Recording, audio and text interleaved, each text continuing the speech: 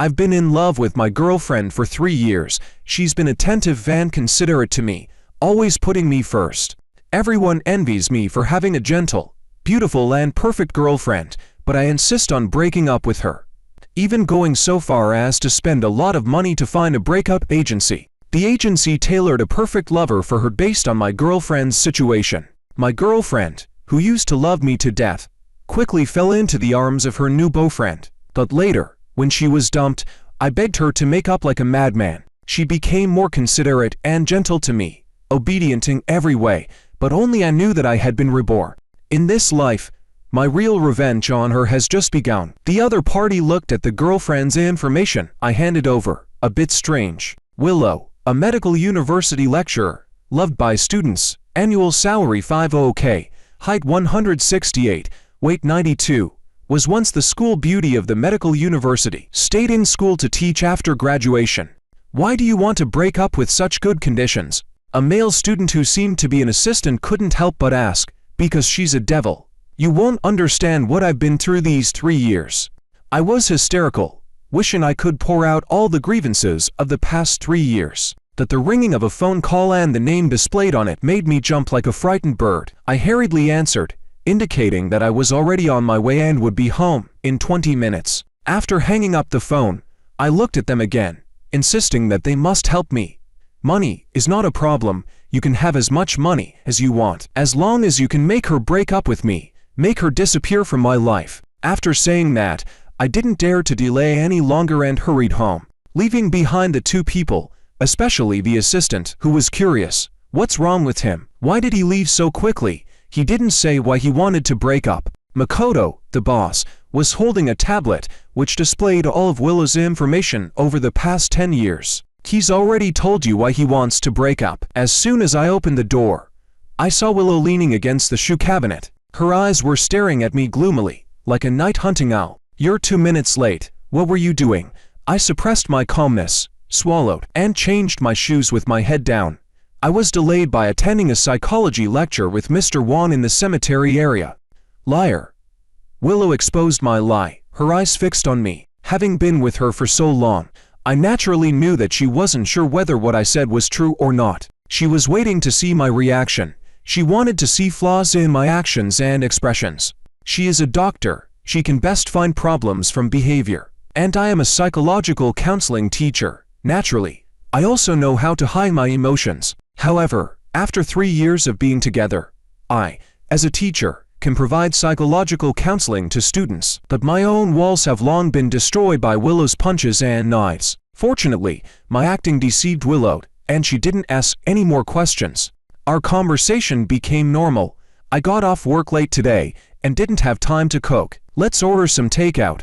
I nodded, picked up my phone and asked what she wanted to eat. The 2 of us ordered over $70 worth of takeout. While waiting, Willow helped me tidy up the clothes I had changed and prepared the foot bath water for me. Everything was calm and beautiful, seemingly covering up the turbulent waves under the surface of the water. Soon, the takeout arrived. I went to get the takeout first, out of politeness. I casually thanked the other party. Thank you for your hard work. After saying that, I closed the door. The next second, Willow, who had just been pouring foot bath water in the bathroom, suddenly appeared in front of me, her eyes staring at me gloomily. Do you know her? I shook my head. I don't know her. Then why did you smile at her? Why did you say she worked hard? She's shorter than me. Her eyes rolled up, revealing a large area of white. At this moment she's standing on tiptoe, her hands restraining my arms. George, didn't I tell you, I'm your everything? Why did you smile at someone else? Why do you think others are working hard? Don't I get tired? As soon as you come back, I wash your clothes and pour your foot bath water. Why don't you care about me a little bit? Do you know how tense and suspended I am every day in class facing so many students? I'm afraid that I'm not doing well in any aspect. I'm afraid of being complained by students. But what about you? What are you doing? You make me very angry. You might as well not eat today's meal. You reflect on it. With that, she took the food from my hand and threw it into the trash can. I won't eat either. I'll starve with you. George, I want you to remember, if I have a low blood sugar attack, it's all your fault. I looked at her and sighed deeply. The Willow I knew before was not like this. I met Willow at a teacher-student fellowship meeting. In short, it's a small gathering of young single teachers organized by the school. During the idle chat, I noticed a teacher sitting at the end of the line, not playing with her phone or chatting, out of place with her surroundings. As a psychology teacher, I noticed something was wrong with her at a glance. I asked the person next to me who she was. "Oh, she's Willow, a nursing teacher who just stayed at the school this year." Seeing me eager to move, the other person held me back. "You're not interested in her, are you?" I didn't nod or shake my head, because Willow did have a face I liked, but getting close to her was more because I felt the atmosphere around her was wrong, similar to many of the patients I've seen. So, I went over and asked if I could sit next to her. Willow agreed, but she deliberately kept her distance from me. I pretended not to see it and asked her why she didn't participate and instead acted like an outsider. Because no one would like me, I might as well sit here honestly. I found her thoughts very interesting. A beautiful female teacher who was able to study at the medical university and stay on as a teacher actually said that no one liked her. I don't believe it no matter what, but because of professional ethics, I didn't ask, but instead told her a story. I have a student who is very beautiful, but because she is so beautiful, it has caused her a lot of trouble. Willow indeed reacted when she heard this. She asked me who it was and what the trouble was. After all, the story was made up. I naturally didn't say, but found the right direction and continued. Since she was a child, she was bullied by her classmates because she was too beautiful, and because her grades were too good. She became a ghostwriter for other students' homework. She told her teacher, she told her parents, but what she got in return was a sentence: "How could anyone bully such a beautiful girl like you?" Everyone thinks that beautiful people should be treated well, should be loved by the world. But who can accurately judge whether beauty is good or bad? Willow's eyes were already red. Perhaps it was the grievances of many years that could finally be poured out to someone. She told me her story. It was not much different from what I told, but her situation was worse. Her parents thought her beauty was a lottery ticket rewarded by heaven. They thought Willow was the stepping stone to change their class. They forced her to study. They forced her to dress up. They fantasized about the beautiful dream of becoming rich people in the future, completely ignoring Willow's fierce resistance and cries for help outside of the dream. Her classmates didn't like her. She was too beautiful. She was too perfect. She was isolated, bullied, and spat on by everyone on the opposite side. The teachers minimized the issue, saying that this was the price of beauty. Over time, Willow became a puppet. She ignored everyone around her and step by step walked towards the wooden statue where her parents had imprisoned her, where no sunlight and air could penetrate. They said that being a doctor could be liked by more people, and being a teacher was the first choice for high-quality men. They said I was born to be chosen by men. I listened to her story. I felt very heartbroken. Beauty is innocent. It's not her fault. Maybe I was the first person to comfort her outside of her appearance. She looked at me. Her eyes changed. Afterwards, Willow often came to my clinic to talk to me after class. She brought me food and water, personally, in every possible way. My one look, one action, even saying something unpleasant, I lift my butt. She could always send the paper to me at the right time. I think I must have fallen in love with her, and I confirmed the relationship with her. But I later found out that what I thought was love was actually a subconsciousness that Willow had been trained by her parents since she was a child. She knew how to treat me well and how to hook my heart. All of this was just the course she had learned from childhood. The first time I proposed to break up with her was because a beautiful girl came to my clinic. She was suffering from depression and came to me for advice, but Willow ran into her. She insulted her verbally, said she was shameless, said that as a woman, she knew what the other party was thinking. Her words were intense. She scolded harshly, turning her past misery into bullets shot into other people's chests. I saw the female student running out crying. I rushed out to catch up with her, but Willow desperately dug her nails into my flesh. "George, you said you would never leave me. Do you like her?" In the struggle with her, I only heard a scream outside. Ignoring the long blood-red scratch that Willow had made on my arm, I ran to the scene. It turned out that the girl just now, stimulated by Willow, wanted to jump off the building. Fortunately, her clothes were hooked by the steel bars on the guardrail that hadn't been polished yet, and a life was saved. Afterwards, I apologized to the female student, but she didn't say anything and dropped out of school. I heard she went home for recuperation. I found Willow, hoping she could apologize to the girl too, but Willow refused. It's because she can't handle it mentally. I've suffered so much since I was a child and I never thought about dying. It's clearly her own problem. Why should I apologize to her? I found her unreasonable, and finally saw the true face hidden behind the hormones. I proposed to break up with her. Willow cried, made a fuss, and threatened to hang herself, which almost got us both fired from the school. I had no choice but to continue to be with her. But because of the previous lesson, Willow forcibly moved in with me and forcibly forced us to meet our parents. I still remember when we parted with our parents. Willow hugged my arm and smiled terribly. George, you finally belong to me completely. Willow's surveillance of me became more and more perverted. She ordered me not to have any contact with any female as my girlfriend.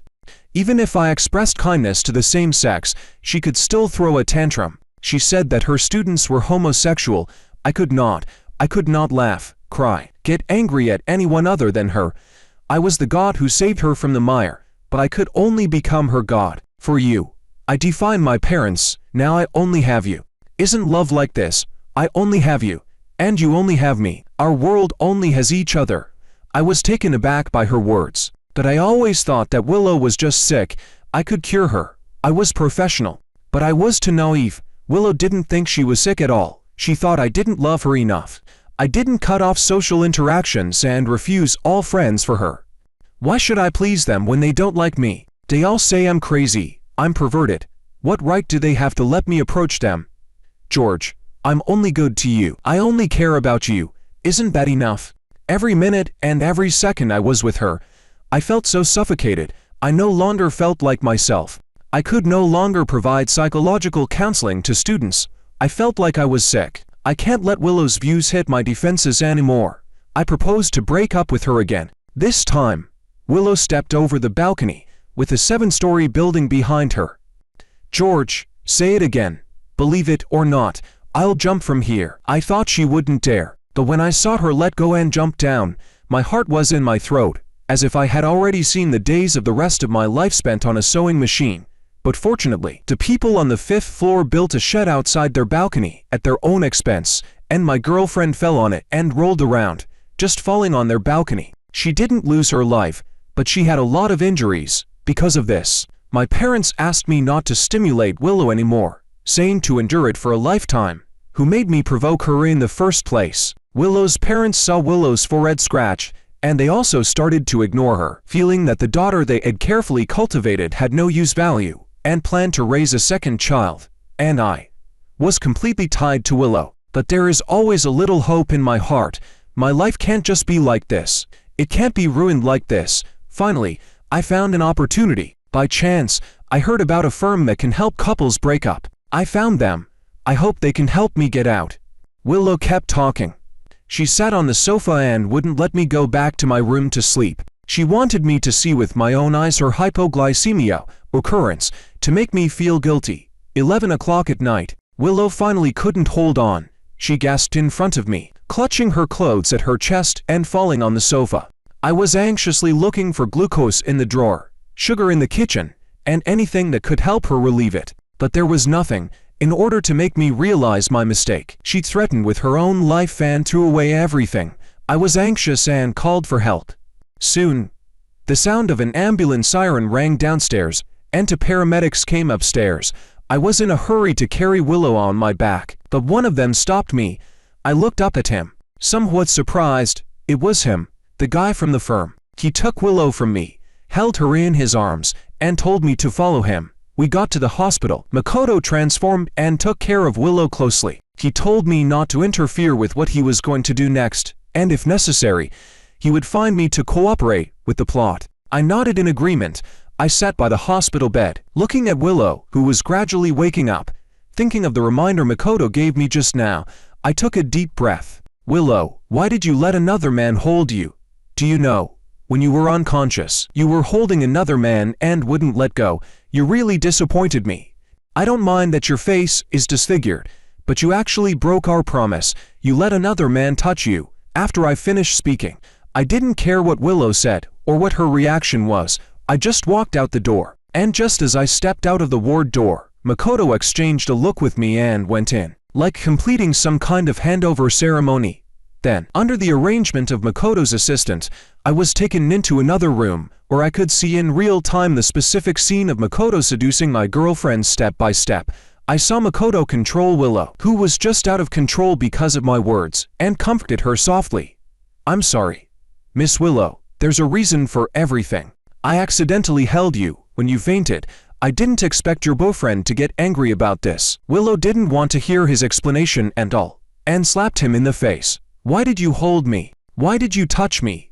George is angry. What if he doesn't want me?" Unexpectedly, Makoto suddenly held Willow's hand, looked at her sincerely and said earnestly, "If he doesn't want you, I want you. I won't lie to you. I liked you from the first moment I saw you." The sudden confession left Willow stunned on the spot. She stared at Makoto, somewhat incredulous. "My parents own a company with an annual income of about 8 million, and I also run several companies. Now I am a professor of medical science and a friend of the dean of this hospital. I think I have a destiny with you.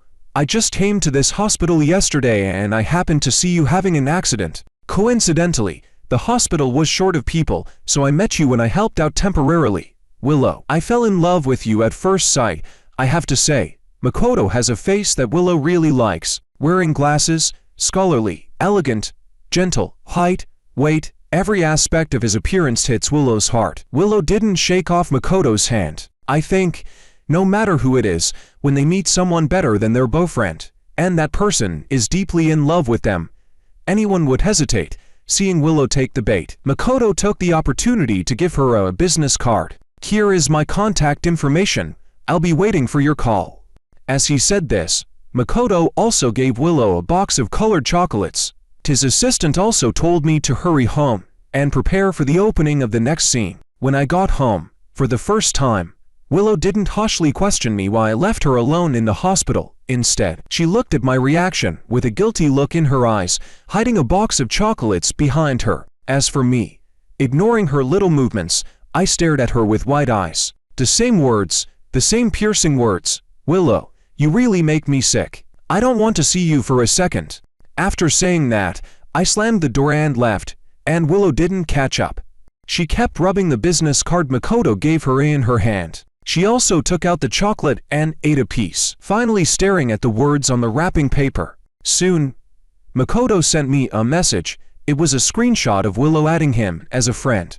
Caption: "The fish is hooked." Makoto generously found the most convenient eavesdropping position for his assistant and me. I saw Willow dressed up carefully, asking Makoto why he liked her while smoothing the hair by her ears. Her words were flirtatious, shy and timid. Makoto was very gentle. When he heard Willow order an iced Americano, he considerately changed it to a hot one for her. "You're on your period. You can't drink cold drinks." Willow was very surprised and asked him how he knew.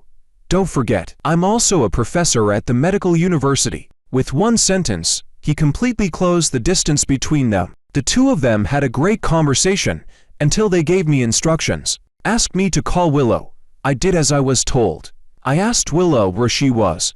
Willow looked at the man in front of her, who was gently helping her put sugar in her iced Americano and wiping the coffee stains from the rim of the cup with a napkin. For the first time after being with me, she lied. "I'm in class at school." The assistant gave me a look. I grabbed my phone and rushed out.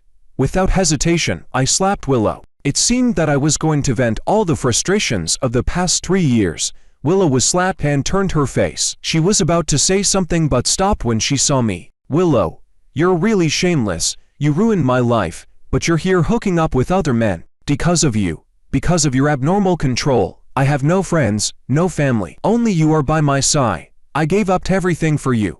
But what about you? What are you doing? You lied to me that you were in class, but you were drinking coffee with another man." The anger in my heart has been accumulating for too long. I have forgotten the scripted lines. I just wanted to take this opportunity to vent all the pent-up anger in my heart. Willow was in the wrong, and for the first time, I stood my ground in front of her. "Willow, you've tried everything to keep me by your side. Suicide, fasting, jumping off buildings. What haven't you done? Even when my parents came to see me, you had to criticize them. You said that only you and I are family. You said that you gave up your own family and parents for me. Asked me to cut off relations with my parents. I did as you said. I listened to you in everything. But what are you doing now? You've ruined me. I have nothing left. And you're here looking for men. In my excitement, I wanted to say more, but I saw Makoto come over and hold Willow, and he deliberately bumped into me from behind to sober me up. At this point, because of my sudden intrusion and intense words, many people had gathered around to watch the excitement, trying to find the truth of the gossip from my words. I steadied my emotions and said, "Once, I pulled you out of the smoke. You said I was a ray of light in your life, that I saved you. But what about you? You're afraid of the dark. You pulled me into the abyss by any means. I accompanied you to sink, but you left me." After saying that, I covered my face and cried, trying my best to portray myself as a victim. The onlookers were pointing and commenting. They were all criticizing Willow. Willow fears this kind of gaze. She fears being the center of public opinion. I once pulled her out. Now I have to let her fall deep into it again. To get rid of her divine status, the voices of discussion were like invisible white threads wrapping around, forming a huge cocoon. I saw Willow's shoulders shaking violently, her breathing becoming rapid. "It's me who pursued Miss Willow. She has nothing to do with it." Makoto stepped forward, covering Willow's ears with both hands. The nose was blocked out, and Willow looked up at Makoto, who seemed like a god descending, and a surge of love suddenly burst from her trembling eyes. I suddenly remembered what Makoto had told me. Willow is like a rootless duckweed, a bird without legs. She won't care who saves her, as long as she can be saved. She will hold on tightly. You think she can't live without you, but in fact, she can also choose. She can also choose the best. This is related to the subtle influence she has received since childhood. Now, I believe it. It's also time to exit. Since you've fallen in love with another man, let's break out. I was finally able to say this sentence again, and the answer was already agreed when Willow didn't catch up. When I went to the office to pay the final payment, the assistant told me that Makoto and Willow had already moved in together. Does your service also include sacrificing yourself?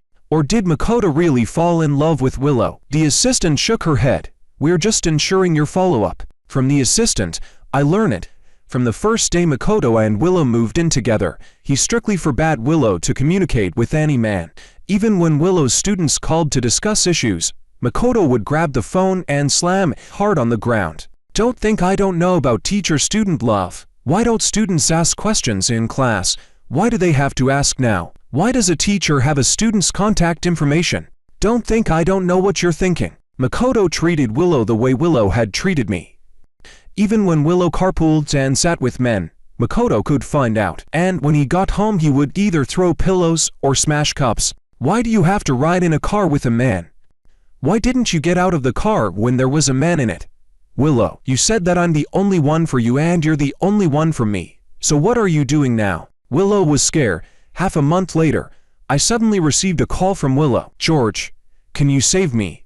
Please, I was wrong. I like you. I don't want to be with him anymore. I'm scared. I'm on edge every day. He doesn't love me at all. But soon, my phone was snatched away by the man next to me. Willow, why are you hiding from me? Why do you want your ex to save you? Do you think I can't find you if you change your phone number? Willow, you'll never get rid of me. You wait, I'm coming back to find you. After saying that, he gave me the phone, telling me that this way Willow wouldn't bother me anymore. Their mission was also over. I thanked him with a smile, and only after I watched him leave did I call back. Willow, by now, you should understand that I am the one who loves you the most. I'm someone who's already died once. In my previous life, I was quite and mentally controlled by Willow, and was forced to jump off a building. When I woke up again, I was back to a month before I jumped. I didn't know what this time period meant to me, until I saw the message about the breakup agency on some platform. I was desperate to find them, eager to get away from Willow. But when I saw Willow sinking deeper and deeper as I expected, I changed my mind. Just breaking up with me seemed too cheap for her. She ruined me, leaving me with nothing, and even called me a coward before I died. Not a single friend or family member mourned for me, and my parents had cut ties with me early on, fearing that they would be held responsible if anything happened to Willow, a person who bound me with her misery. It seemed that my punishment for her was merely to set her free. I'm not a kind person. I've already lost one life because of her. This time, I want her to deeply experience the pain of being isolated and skinned. Since Willow is so eager for redemption, then I'll let her dig her own grave.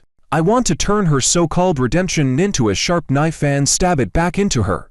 Willow once again put all her focus on me. But unlike the last time, having experienced loss twice, her desire is much stronger. She began to fear my departure. She no longer dared to question me when I went out, and when I greeted others, she would just lower her head as if she hadn't seen it. Even when someone sent me a message, she didn't dare to ask a single question. She could only pretend to be tidying up on the side, but her eyes were fixed on my phone screen. Of course, the messages were my unabashedly ambiguous texts. Finally, Willow became enraged and demanded to know who it was. But I was just waiting for her to speak, so I could frown at her, looking impatient. Willow, this is just a friend of mine. You don't even trust me in this. The one who betrayed us was not me. Do you think everyone is like you? If you keep going like this, I don't think we need to continue together. Sure enough, after my threats, Willow didn't dare to bring up those topics with me anymore. On the contrary, every time she replied to a message, I would mock her coldly, asking if it was another message from a colleague. Every time she went out, I would call her within 10 minutes to check on her, questioning if she was working overtime with some pretty boy again. Even though many times I knew she couldn't answer, so much so that later on, she would be scared and panicked whenever she heard a message or a phone ring. I treated her the way she used to treat me, but I was gentler than the original Makoto. Every time Willow couldn't take it anymore, I would sincerely apologize to her. I'm sorry, I just love you too much. I'm really afraid of losing you. I'm afraid you'll leave me. You once deceived me because of a man and left me. I'm scared. I'm really scared. Willow, you always say you love me, so why do you deceive me? The reason I've become like this is because you force me, isn't it? I'm sorry, Willow, but you should know by now that I love you the most in this world. After several times, Willow eventually chose to accept it and indulge in it. I watched her struggle daily in so-called love, yet not daring to object, and felt a strong satisfaction. Until in the end, when she didn't dare to speak even when she saw me deliberately letting her see me pulling and tugging with others, I knew my plan was almost successful. When I got home, Willow didn't dare to bring up the day's events, and even put on a sexy dress she had never worn before. When she saw me coming back, she immediately pounced on me and hugged me. George, let's have a child. I wasn't surprised by Willow's idea. In fact, it was inevitable. She now has no excuse to bind me, even if we go back to being lovers. So she was very eager for intimacy with me, wanting to prove our lingering feelings in this matter. Moreover, under my continuous hints, she wasn't sure that I would definitely not leave her. Plus her lack of security, any little movement would become a huge wave in her eyes. She urgently needs something that can permanently bind me. That's a child, but I don't need it, and it's impossible for me to sleep with her. So I directly rejected her, but Willow broke down. She tore at her hair violently. Her expression shattered. Why? Why? What does that vixen have that I don't? Why won't you have a child with me? Don't you love me? She was screaming hysterically, as if that was the only way she could vent her dissatisfaction. Her originally exquisite makeup was now smudged by her tears, and the straps of her already skimpy dress were about to fall off. I tried my best to suppress my emotions, so as not to laugh out loud. I originally majored in psychology, and was restricted by Willow before. Now I have the initiative. It's easy to counteract.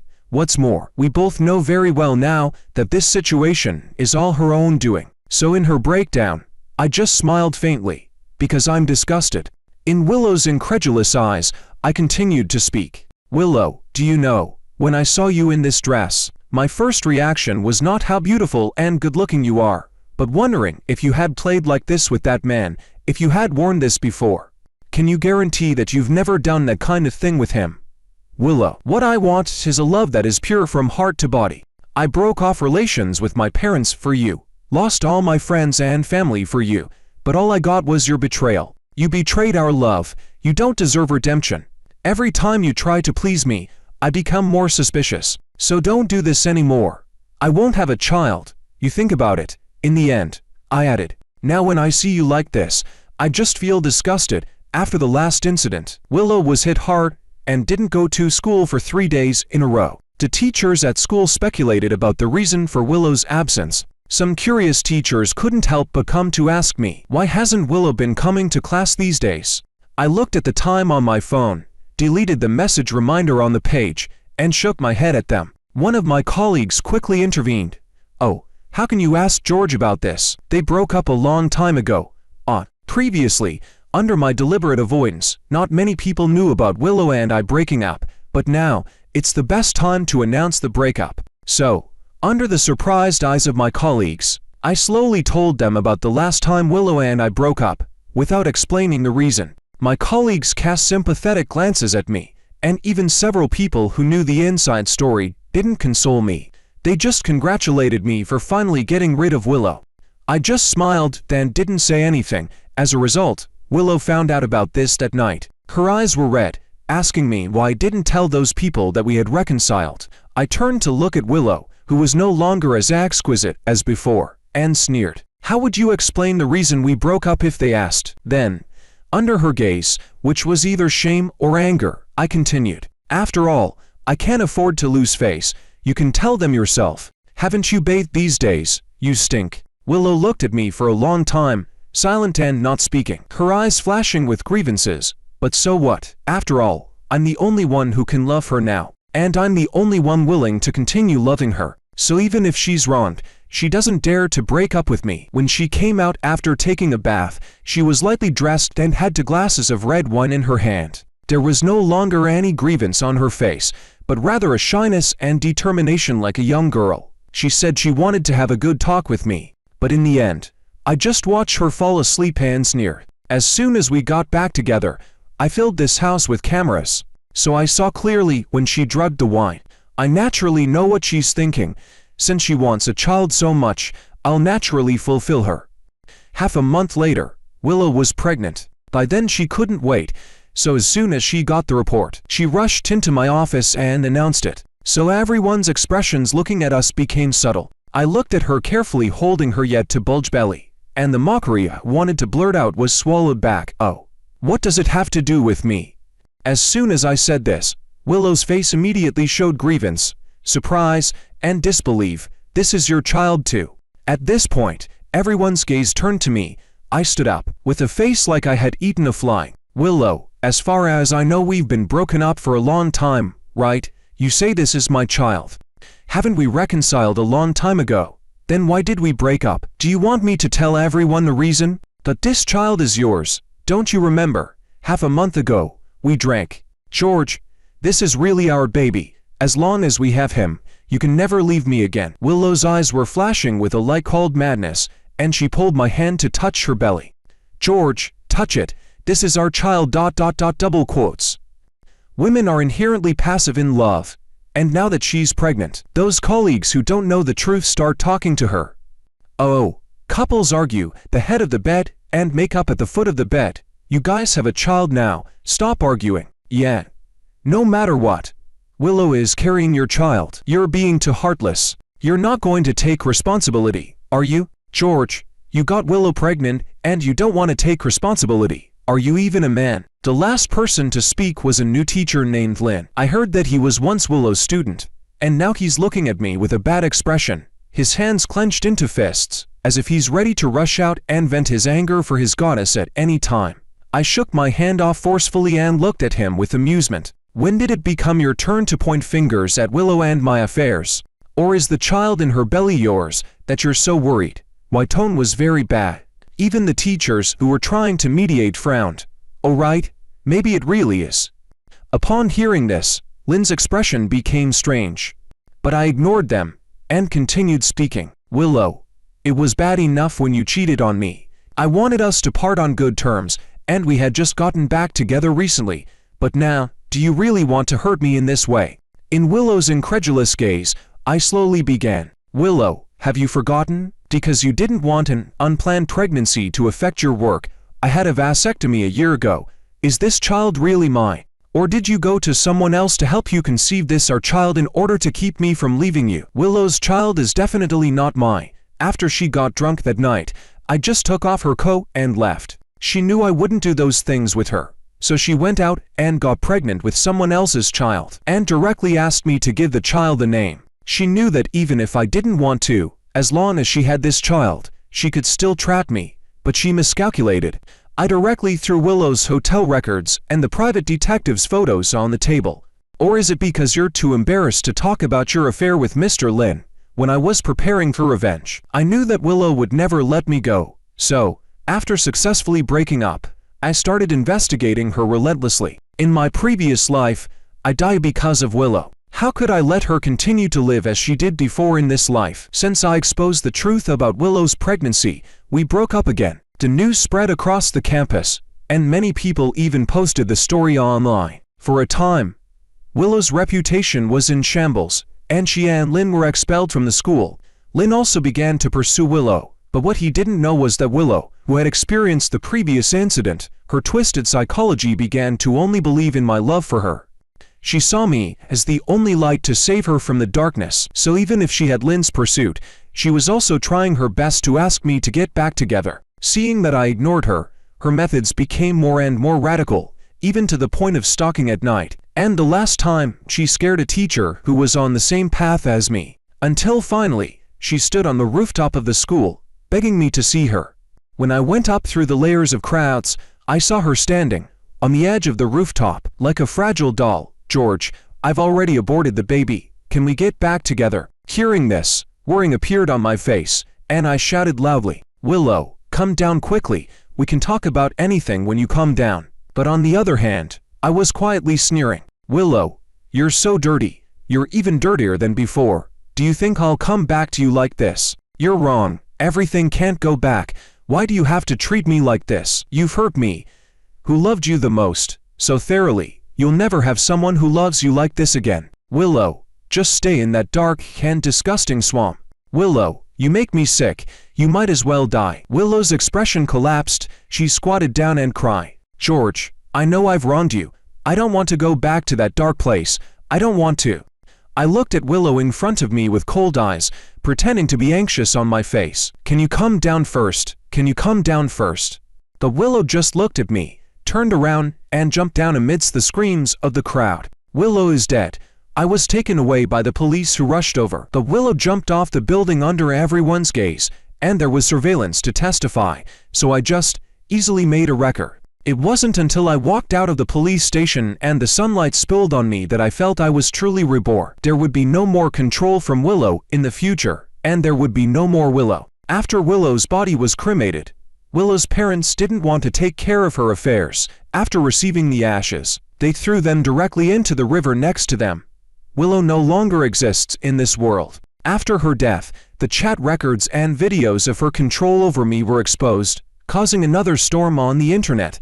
It's a pity she can't see it. In this matter, I am considered a victim. To compensate me, the school even gave me a month's holiday. I took advantage of the holiday to travel and truly felt the beauty of being alive. From then on, my life no longer had any perverted control and possession. What I have is just a bright future.